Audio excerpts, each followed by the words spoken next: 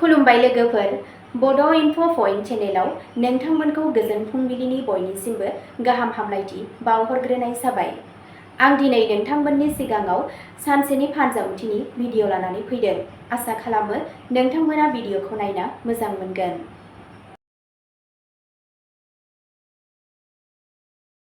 दिनै 24 डिसेम्बर 2025 मायथाइ एबा 8 पुस दान 1432 मायथाइ बुधबार। गिबियावनो दङ मेष राशि। दिनै गावजों गाव फोथायनाय आरो साहसआ बांगोन। आद्रा थालांनाय खामानिफोरा जाफुंनायनि जाथावना थायो।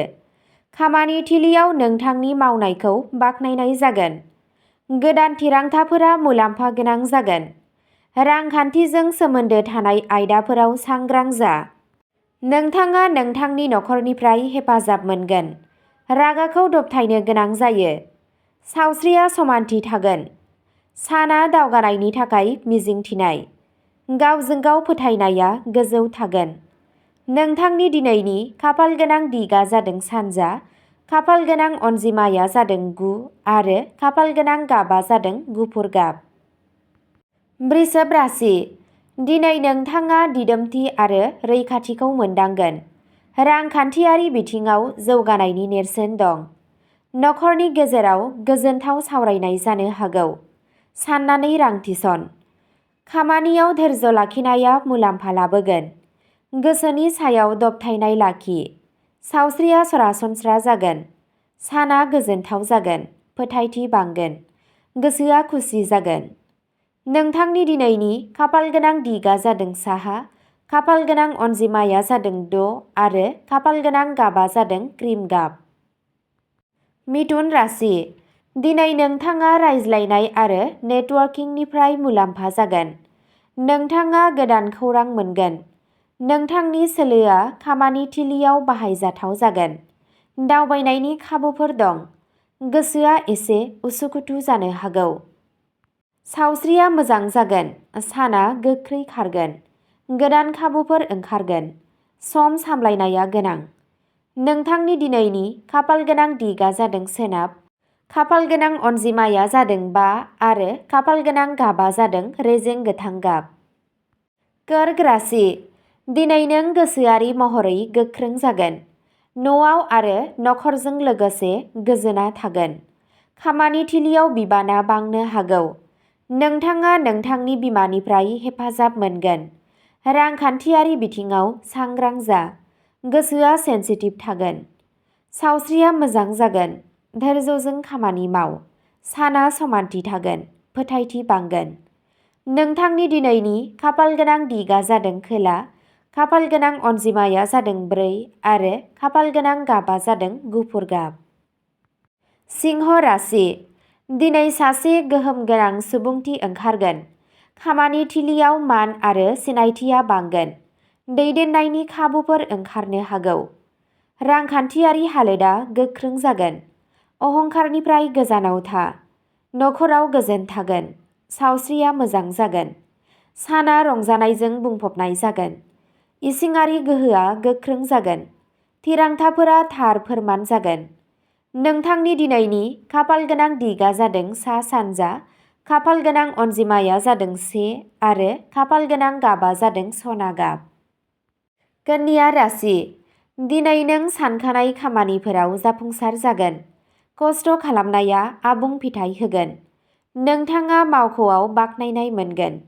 गावनि सावस्रिनि सायाव नोजोर हो। फिसा-फिसौ आयदाफोरखौ नेवसि।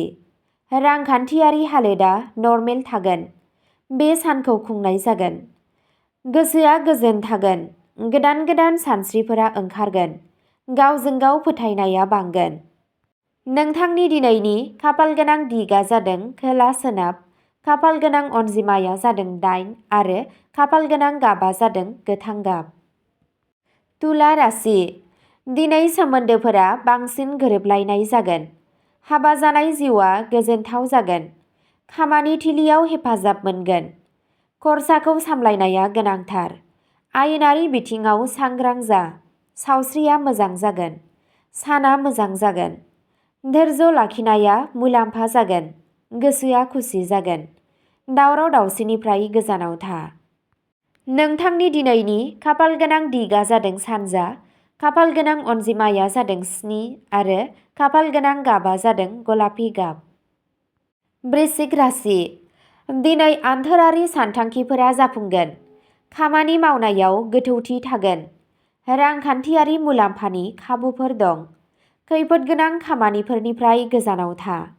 नोंथांनि गोसोनि मोन्दांथिफोरखौ दबथायनानै लाखि। सावस्रिया सरासनस्रा जागोन। यगा आरो मेडिटेशनआ मुलाम्फा जागोन। साना थिरांथा लागोन। धैर्य लाखि। नोंथांनि दिनैनि खाफाल गोनां दिगा जादों सोनाब, खाफाल गोनां अनजिमाया जादों 9 आरो खाफाल गोनां गाबा जादों मै गाब। धनु राशि। दिनै खाफाला नोंथांखौ आबुङै हेफाजाब होगोन। सोलोंथाइ आरो बादायलायनायाव जाफुंसार जागोन। धोरोमारि गोसोआ बांगोन। दावबायनाया गाहाम जागोन। रांखान्थियारि थासारिया जौगागोन। सावस्रिया मोजां थागोन। साना थुलुंगाखांनाय जागोन। फोथायनाया गोख्रों जागोन। मोनसे गोदान लामा मोनगोन। अलसियानिफ्राय गोजानाव था। नोंथांनि दिनैनि खाफाल गोनां दिगा जादों साहा, खाफाल गोनां अनजिमाया जादों 3 आरो खाफाल गोनां गाबा जादों गोमो गाब। मकर राशि। दिनै आब्रुथिया जाफुंसार जागोन।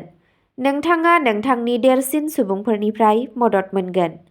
रां रैखा खालामनायनि खाबुफोर दं। नखराव दिदोमथि थागोन। धैर्य लाखिनायनि गोनांथि दं। सावस्रिया सरासनस्रा जागोन। साना प्रेक्टिकेल जागोन। बिबानफोरा बांगोन। मोनाबिलियाव जिराय। गोसोआ समानथि थागोन। नोंथांनि दिनैनि खाफाल गोनां दिगा जादों खोला, खाफाल गोनां अनजिमाया जादों 8 आरो खाफाल गोनां गाबा जादों निला गाब। कुम्भ राशि। दिनै नोंथाङा गोदान खाबु मोननो हागौ। समाजारि मान सन्माना बांगोन। गोदान सानस्रिफोरा जाफुंसार जागोन। नोंथाङा लोगोफोरनिफ्राय हेफाजाब मोनगोन।